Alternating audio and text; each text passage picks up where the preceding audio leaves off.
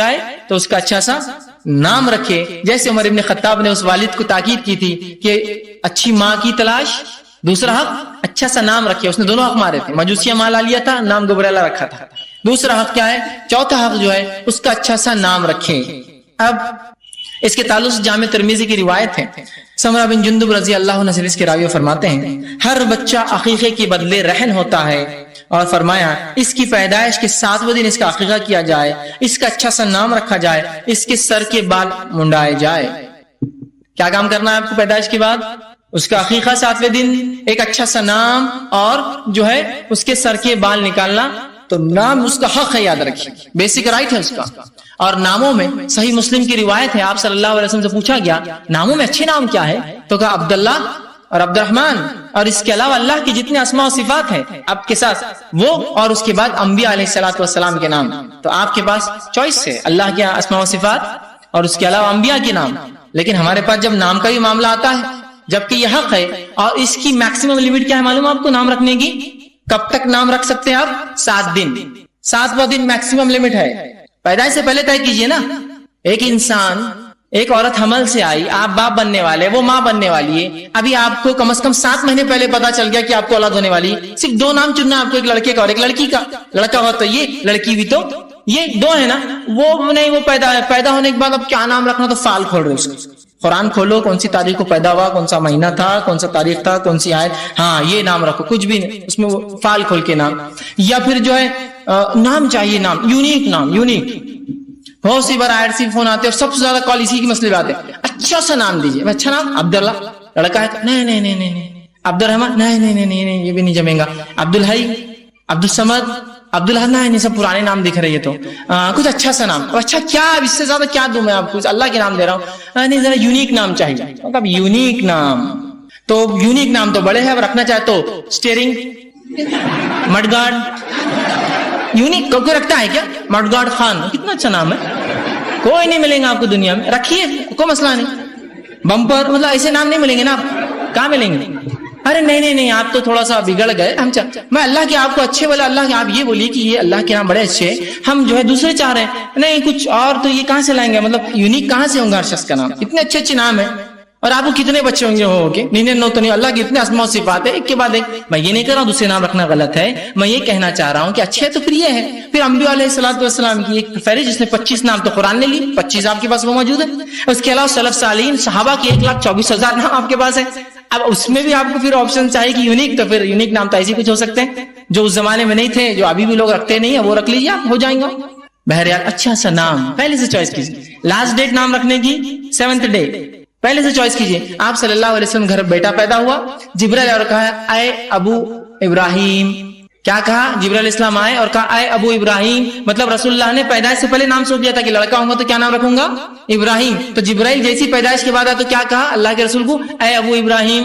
مطلب آپ نے اس کا نام پیدائش سے پہلے سوچ لیا تھا، لڑکا ہوں گا تو ابراہیم. لڑکا ہوا، جبرائیل علیہ السلام نے اسی نام سے پکارا آپ کا کہ ابو ابراہیم.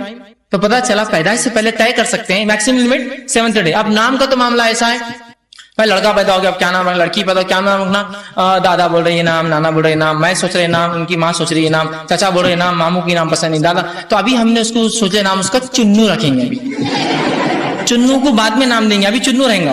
ٹھیک. اب وہ چنو 7 دن ہو گئے، 14 دن ہو گئے، چنو 4 سال کا ہو گیا، 4تھا سال آ گیا. اب چنو کو اسکول میں ڈالنا ہے، تو اب بولتے ہیں اس کا نام کیا رکھنا؟ تو اب تک یہ چنو ہی ہے. ہاں اب نام، چلو اب نام سوچیں گے اور نام رکھتے ہیں. ایک صاحب نے مجھے ایک واقعہ بتایا. ان کے گھر میں کئی بھائی تھے، وہ سب کے نام بڑے ترتیب میں تھے، بہت اچھے نام، ایک کے بعد ایک کے بعد ہوتا نا.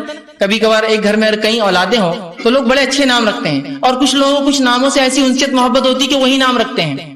جیسا کہ اگر آپ جانتے ہوں گے رابع حسن حسنی ندوی، جو کہ ندوہ کے ریکٹر ہے اس وقت، جو ہے اس جامعہ کے وہ ہیڈ ہے. تو ان کے والد کو 5 لڑکے تھے اور ان کو نام پسند تھا محمد. تو رابع اول، رابع ثانی، رابع ثالث، رابع، اور وہ جو ہے معاف کرا محمد اول، محمد جو ہے ثانی، محمد ثالث، محمد رابع، محمد خامس، محمد 1، محمد 2، محمد 3، محمد 4 ہے رابع حسن. ان کا نام ہے محمد رابع حسن. ٹھیک. تو یہ 4th ہے اور سب کے نام محمد ہے، اور پھر خامس 5 ہے محمد بھی. نام پسند ہے، پورے نام وہی. عربوں میں بھی ہوتا ہے، ان کو نام پسند ہے کہ عبداللہ بن عبداللہ، سب پورے عبداللہ یہاں سے ہوتے ہیں۔ دوسرا بھائی بھی عبداللہ، خالی یہ نہیں ادھر سے ادھر سے بھی آئے تو وہ بھی عبداللہ، اور اس کے بعد صالح، تین دن آپ بولیں گے ہے نا، بڑے بڑے علماء کے نام دیں گے، صالح الفوزان، صالح ان کے والد صالح، ان کے والد فوزان۔ آپ دیکھیں نام، دو باپ بیٹے کے نام ایک ہی۔ ہمارے پاس اگر کوئی نام رکھ دے باپ کا نام جو ہے بیٹے کا، تو مارنا چاہتے زندگی میں اس کو۔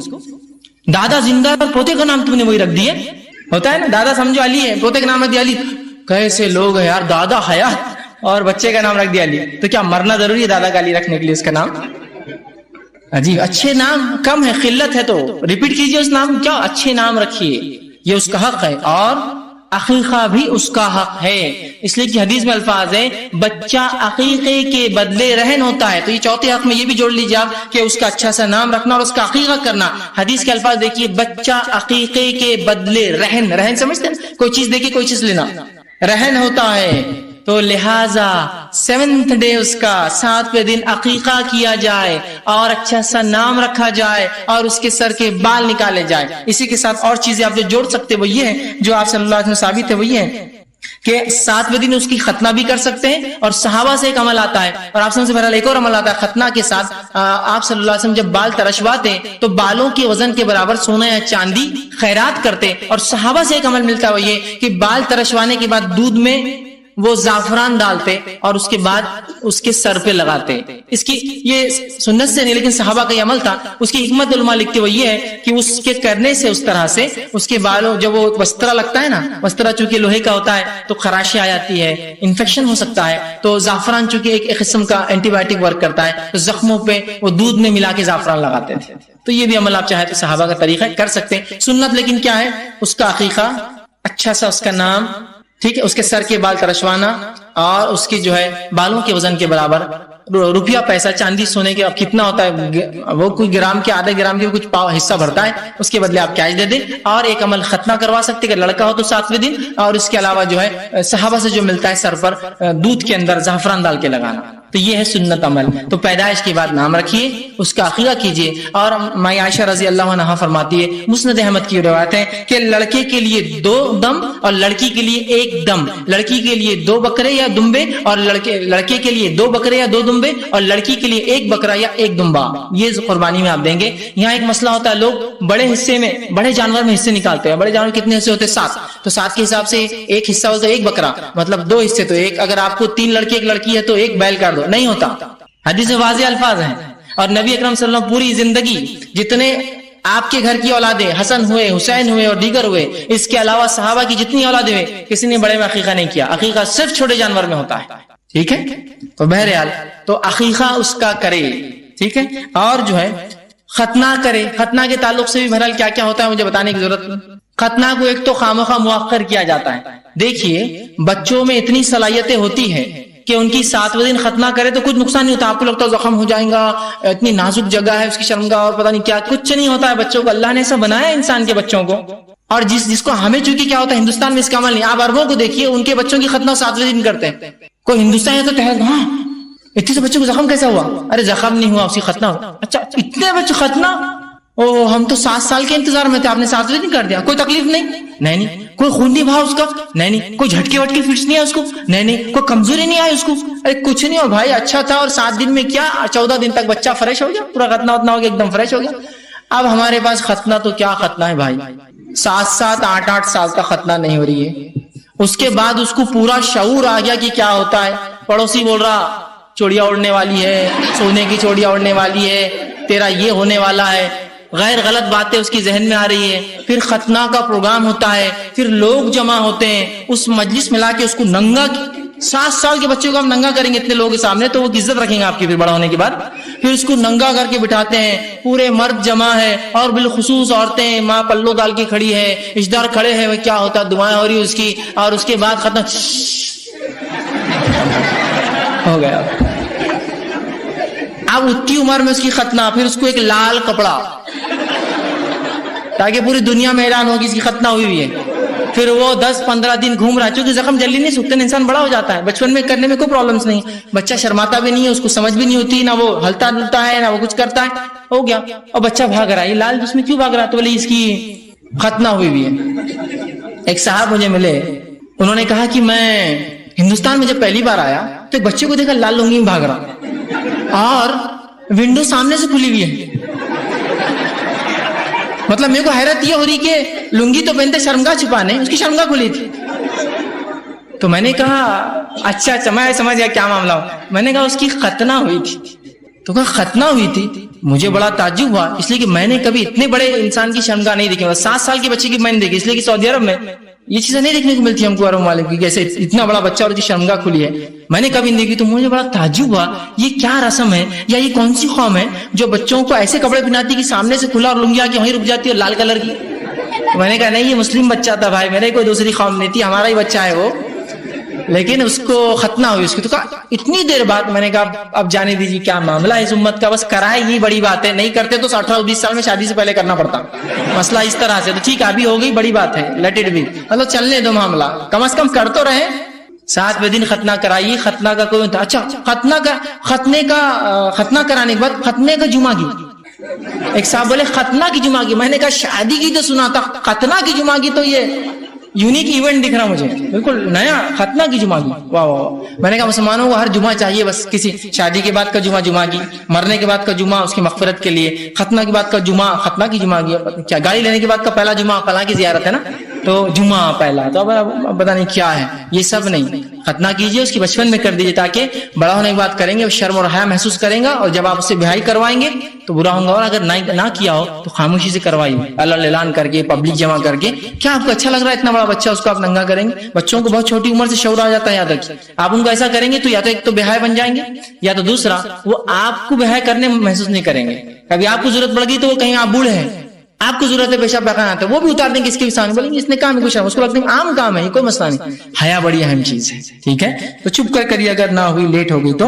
اور یاد رکھیے تو اس کا نام رکھنا، عقیقہ کرنا یہ واجب ہے، اور یہ جو ہے اس کا حق ہے. اس کے علاوہ ختنہ کیجیے، اور اس کے علاوہ جو کام کر سکتے ہیں اس کی بال تراشوائی 7ویں دن. مجبوریاں ہیں، بیماریاں ہیں، صحت کا مسئلہ ہے تو تاخیر کیجیے، کوئی حرج نہیں، ضروری فرض نہیں اسی دن. لیکن نام تو رکھ سکتے ہیں، نام کے اندر کوئی میڈیکل ایشوز نہیں ہوتے ہیں نا، کہ نہیں بچہ بہت کمزور ہے تو نام نہیں رکھ سکتے، نہیں کوئی مسئلہ نہیں ہے کہ یہ نام رکھیے کم از کم سنت. اور اس سنت کو جو ہم نے ختم کیا تو بدعت ایجاد ہو گئی.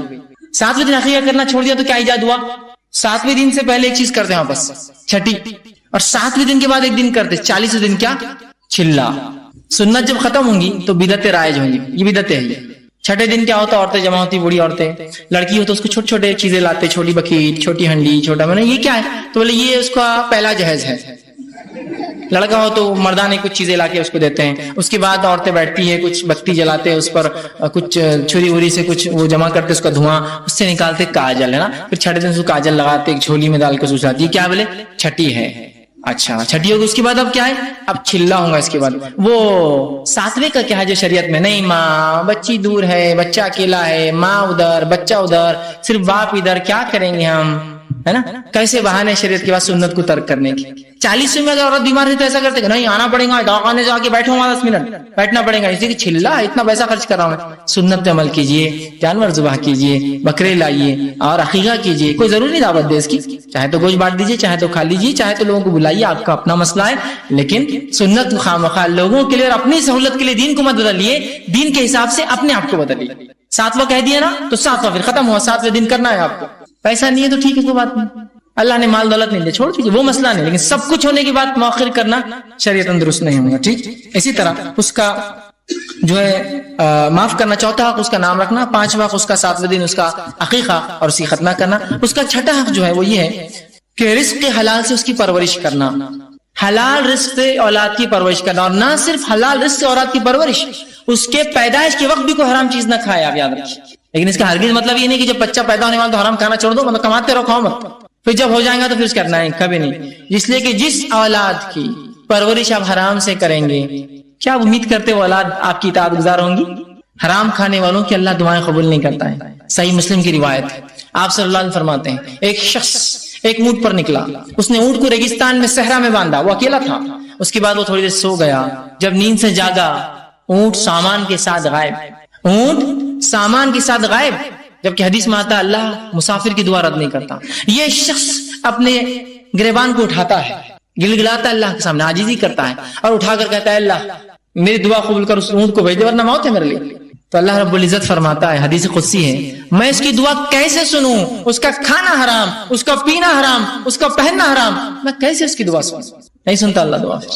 تو آپ اولادوں کو حرام کھلائیں گے اور امید کریں گے یہ آپ کی اطاعت گزار بنے، اللہ آپ کی دعائیں ان کی دعائیں سنے، کہاں سے سنے؟ آج حرام رزق نے ہماری دعاؤں کے دروازے بند کر دیا، سمجھ رہے آپ؟ تو اپنی اولاد کو رزق حلال سے اس کی پرورش کیجیے، حلال مال اسے کھلائیے، پیدائش سے پہلے، پیدائش کے بعد اس کی پرورش کریں۔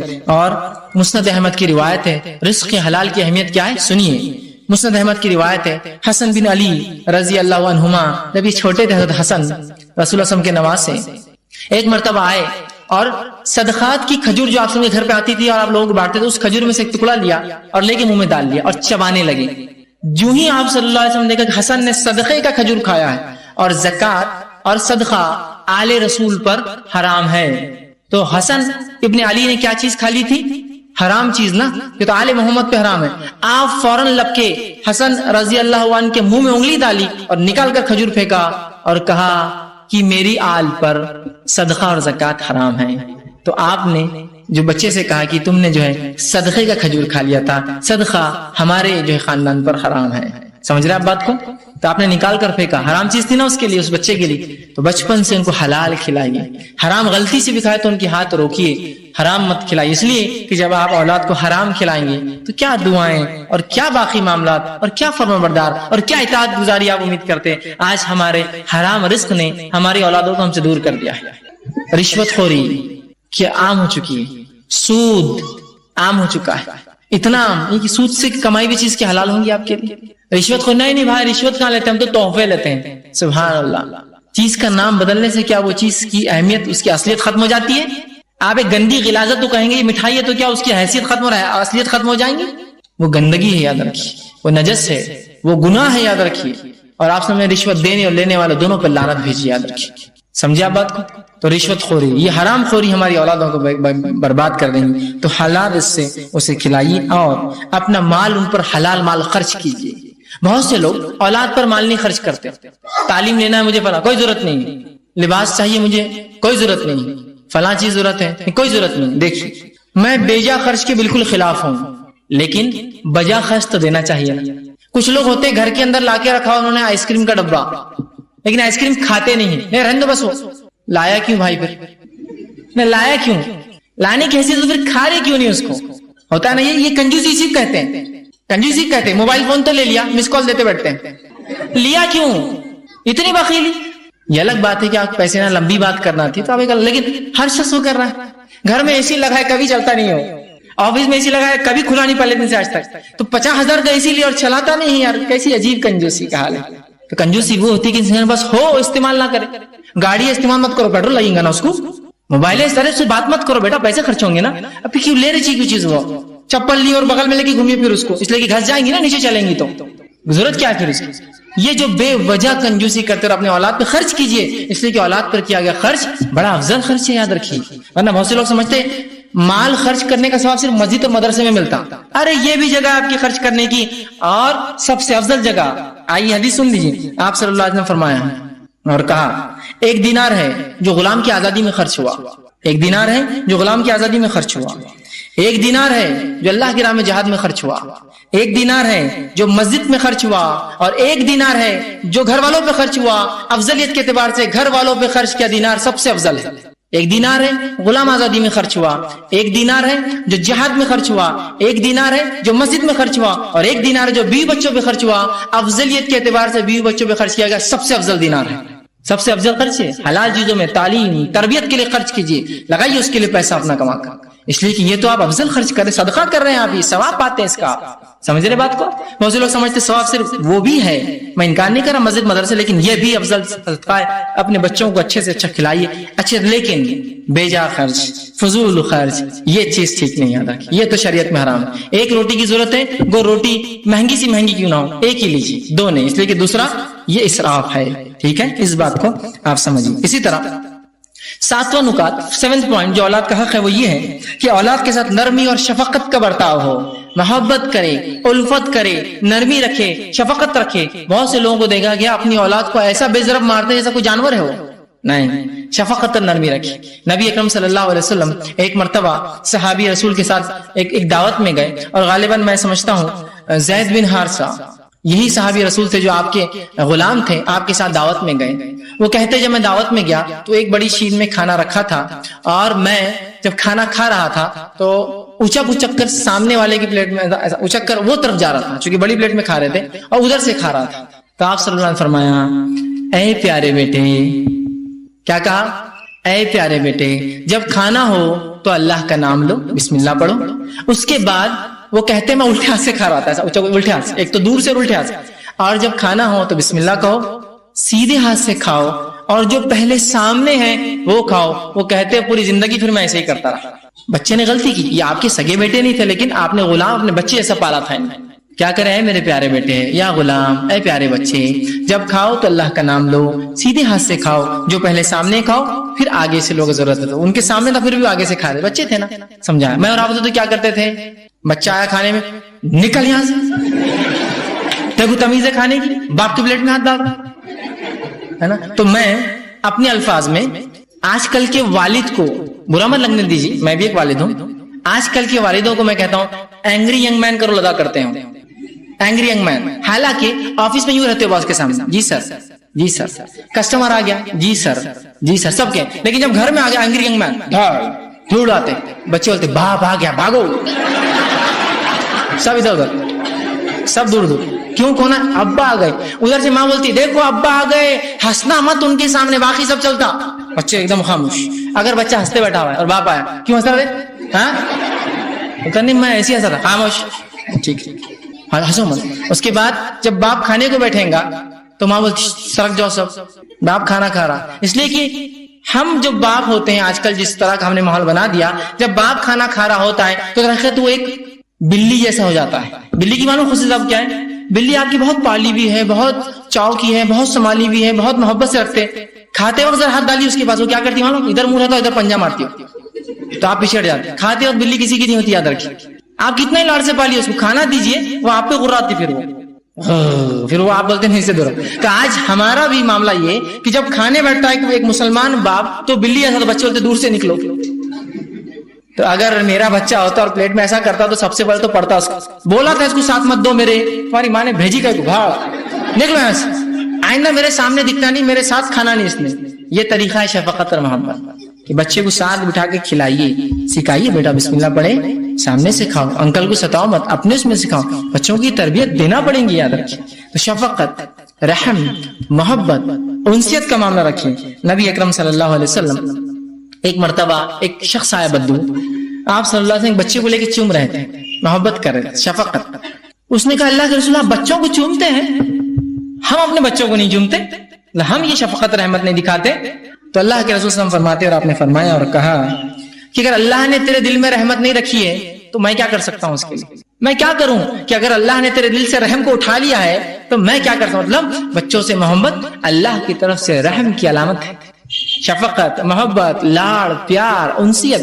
ماحول یہ ہو کہ جب باپ گھر میں داخل ہو تو بچے باہر کھیل رہے تھے، جمع ہو جائے، ابا آ گئے ہیں، اس لیے کہ باپ آ گیا، اب ہم گھر میں کھیل سکتے ہیں، ہم کو ضرورت نہیں باہر جانے کی. معاملہ ہے کہ باپ گھسا تو بچے پورے گھر سے باہر ہو جاتے ہیں. اب آگے اپنے اپنے کمرے میں چلو، برچخانے میں چھپ جاؤ، حمام میں چھپ جاؤ، باہر مت نکلو. جب یہ اندر چلے جائیں گا، کچھ کھا پی لیں گا اور پورا غصہ ماں پہ اتار دیں گا، اس کے بعد اپن جا کے بولیں گے ابا وہ فیس کا تھا ابا، تو تب یہ کنٹرول میں رہیں گا. حالانکہ یہ آدمی اگر دن بھر بھی کام کرے تو باس کے سامنے حاجی کرتے رہتا ہے، گھر میں آ کے لیکن چودھری بن جاتا ہے ایک دم، ہے نا. جبکہ اللہ کے رسول نے ایک بڑی زبردست بات کہی، اگر کسی آدمی کا کیریکٹر سرٹیفکیٹ چاہیے وہ کیسا ہے تو سرٹیفکیٹ کون دے گا معلوم ہے آپ کو؟ اس کی بیوی دے سکتی ہے کہ کیسا آدمی ہے. آپ نے فرمایا جو بیوی یہ کہے اس کا شوہر اچھا ہے تو وہ شوہر اچھا ہے، وہ آدمی اچھا ہے، ورنہ نہیں. کہ تو آدمی سب جگہ کا پورا غصہ کہاں نکالتا جا کے، بیچاری بھی نکلتا پورا، مطلب پورا سنگ پوری ارتھنگ ادھر ہی رہتی، پورا لیکیج کرنٹ سب سے ہوتا ہے نا، ارتھ کیا کرتا ہے پورا سنبھال لیتا ہے سسٹم، ویسا حال بیچاری کا ہو جاتا ہے. مت کیجیے ایسا، بچوں سے محبت کیجیے، رحم اور شفقت کا معاملہ کیجیے. نرمی شفقت کا معاملہ ہرگز یہ نہیں ہے کہ ان کو آپ تنبیہ نہ کریں، ضرب نہ لگائے، سزا بھی دیجیے. تربیت میں سزا بھی شامل ہے کہ اگر نصیحت کرنے کے طور پر سمجھانے کے لیے کبھی سمجھائیے، لیکن وہ جانوروں جیسی مار بھی نہیں اور اتنا لاڑ بھی نہیں کہ بچہ اتنا لاڑ میں سڑ جائے کہ پوری دنیا اس سے پریشان، اس کو دیکھتے بچے باپ بولتے بھاگو یہاں سے، دونوں باپ بیٹے آ گئے، ابھی آگے گاڑی خراب کر دیں گا، یہ چیز پھاڑ دیں گا، کلر خراب کریں گا، یہ پھینکیں گا، وہ توڑے لوگ بھاگ جاتے ہیں۔ ایسا لاڑ میں مت چڑھائیے، ورنہ یہ زیادہ لاڑ بھی نقصان دے، اور محبت شفقت سے دور کرنا، محروم کرنا، یہ بھی بہت نقصان دہ چیز ہوتی ہے۔ تو والدین کو محبت شفقت رحمت رکھنا چاہیے، اس لیے کہ بچوں کا یہ بیسک رائٹ ہے، ان کا حق ہے۔ اس سے پہلے کہ میں آگے کے 3 نکات رکھوں، ایک انتظامیہ کی طرف سے مجھے ایک اعلان کرنے کا حکم ہے، تو میں اعلان کر کے انشاءاللہ بقیہ 3 نکات جو میرے باقی اولاد کے حقوق کو رکھنے کی کوشش کروں گا۔ سب سے پہلی چیز تو یہ کہ بہت سارے لوگوں کو کچھ چیزوں سے جو ہے غلط فہمیاں پیدا ہو جاتی ہیں، ہم چاہتے ہیں کہ ایسی غلط فہمیاں لوگ اپنے ساتھ نہ رکھیں اور اس چیز کا ازالہ ہو جائے۔ تو بہت سی بار یہ ہوتا ہے کہ لوگ کچھ چیزوں کو دیکھتے ہیں اور اس سے اندازے اور گمان لگاتے ہیں اور خیال آرائیاں کرتے ہیں کہ اگر اس مجلس میں آئے تو یہ کتنے کا ہوں گا، وہ کتنے کا ہوں گا، یہ کتنے کا ہوں گا، وہ کہاں سے لائیں گے، وہ کتنے کا ہوں گا، یار یہ میرے دیے ہوئے پیسوں کا دکھ رہا لایا ہوا، یہ تیری زکات کا دکھ رہا ہو تمہارے ساتھ، اور پھر وہ اس کو پھر لیتے ہیں ہاں یہ تو بھیجا خرچ ہے سب، اور بھیجا خرچ میں آپ نے اتنا ہمارا پیسہ لٹا دیا اس کانفرنس کے اندر، اتنے میں تو فلاں علاقے کے 1000 مسلمان کھا لیتے، فلاں علاقے کے 2 مسلمان کے گھر بن جاتے، فلاں علاقے میں فلاں چیز ہوتی۔ تو یہ بہت، اور چونکہ آج کل تھوڑے سے انٹرنیٹ کے ذریعے کچھ حالات دنیا کے انکشاف ایک دوسرے کے سامنے آ رہے ہیں، اس کو اتنا انپروپورشیٹلی ہم نے اس کو اتنا ہپ اور اتنا ہپ دے دیا کہ ہر دوسرا کام لگ رہا غلط ہے، ہم سب پورے غربت اختیار کر کے پورا مال ان کو بھیج دیں یہاں سے نکال کر۔ سب سے پہلی چیز سمجھنے کی ضرورت ہے، ہر چیز کو ایک معیار، ایک اس کے ترازو اور اس کے مناسبت سے اس کی اہمیت رکھیں، ہر چیز کی ایک مناسبت ہوتی ہے، ٹھیک ہے۔ دوسرا، جو اخراجات آپ یہاں دیکھ رہے ہیں الحمدللہ اللہ رب العزت کا بہت فضل اور کرم ہے کہ ایسے لوگ ہوتے ہیں جو لوگ اس کو چلانے کے لیے خرچ نہیں کرے، وہ لوگ جو اس میں آپ چیزیں دیکھ رہے وہ اپنے طرف سے تعاون کرتے ہیں، خرچ سے نہیں، یہ ان کا اپنا ذاتی ہوتا ہے کہ بھائی میرے پاس یہ چیز ہے، آپ یہ چیز میری استعمال کرنا چاہیں گے، ہم کہتے ہیں ٹھیک ہے بہت اچھی بات ہے، ہم اعلانات کرتے ہیں رمضان سے اب ایسا آپ لوگ اس کانفرنس میں آئے، آپ میں سے بہت سے لوگ اگلی سال ہم سے آ کے ملتے اور بولتے کچھ چیز چاہیے نا وہ میں کرتا ہوں، تو فیض بھائی آپ میرے کو ضرور بولنا ہوں، تو وہی چیز کو ہم لکھتے ہیں، ہم انٹرنیٹ سے لے دیتے ہیں۔ کچھ لوگوں نے کہا آپ کو انٹرنیٹ کے لیے اگر کوئی ماڈم چاہیے 3G ہم دیتے ہیں، ہم نے کہا ویلکم، ان کا ماڈم ہم استعمال کر رہے ہیں۔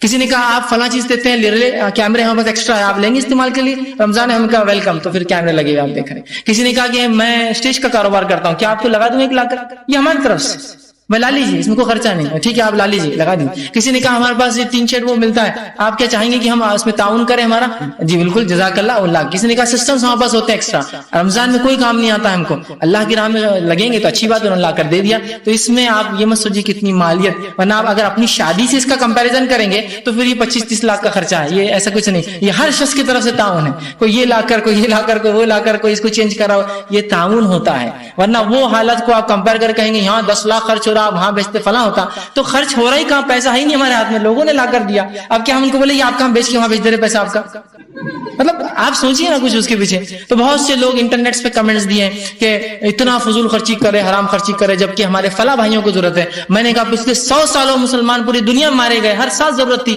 جب تو نہیں سوچا آپ کو، اسی سال آپ کو سمجھ میں آ رہی ہے بات۔ ہمارے کئی بھائی 50 اور صدیوں اور دہائیوں سے جو ہے مشکلات میں، صرف آج نہیں امت مسلمہ مشکل میں، تب تو آپ نے نہیں کہا۔ اور الزام تراشیاں پھر انسان کو کیا کرتی ہے، دیکھو بھائی صدقہ خیرات مت دو IRC میں، وہ اسٹیج بناتے اس کا 1 لاکھ کا اسٹیج بنا دیا، اسٹیج کسی کی طرف سے تعاون ہے، لا کر انہیں لگا دیا، وہ آ کر چینج بھی کرتے ہیں بیچارے، لائٹ بھی لگا دیتے آگے، ٹھیک۔ تو یہ سب تعاون ہوتا ہے، تو اس کو آپ غلط فہمی میں نہ لیں، اور ایسی کسی کو غلط فہمی ہو تو ضرور ازالہ کریں، ورنہ لوگ اس کو بہت انپروپورشنلی۔ ایک صاحب اور کہا پیپر میں ایڈ دینے کی کیا ضرورت تھی، تو میں نے کہا آپ کو پتا کیسا چلتا پھر کہ یہ پروگرام ہو رہا ہے، کہا 2 لاکھ کا ایڈ، میں نے کہا کس نے کہا آپ کو 2 لاکھ کا ایڈ، پیپر میں ہم نے کہہ دیا تھا پورا فل کلر پیج، میں نے کہا یہ بھی تعاون تھا بھائی کسی کا، ہم ہر چیز کھول کر کے نہیں رکھ سکتے آپ کے سامنے کس نے کیا مدد کی ہماری۔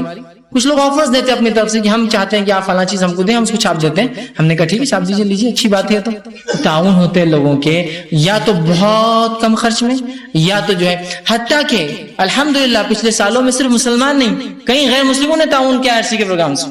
آپ جو پچھلے 2 سال سے، یہ سال کا نہیں، پچھلے 2 سال کا جو مائک سسٹم تھا وہ غیر مسلم صاحب لاتے تھے، اور ان کی طرف سے بڑی ریکویسٹ، میرے اتفاق سے جونیئر تھے میرے کالج میں جب میں نے LLB کیا تو بڑے متاثر تھے اسلام سے، تو ہر سال چونکہ انہوں نے بزنس بعد میں بند کر دیا تو ہر سال کہتے تھے میرا استعمال کرنا، اس لیے کہ میں فلاں فلاں کرتا ہوں، اچھی بات نہیں، کنی کے اچھے کام میں ہونا چاہیے۔ تو یہ تعاون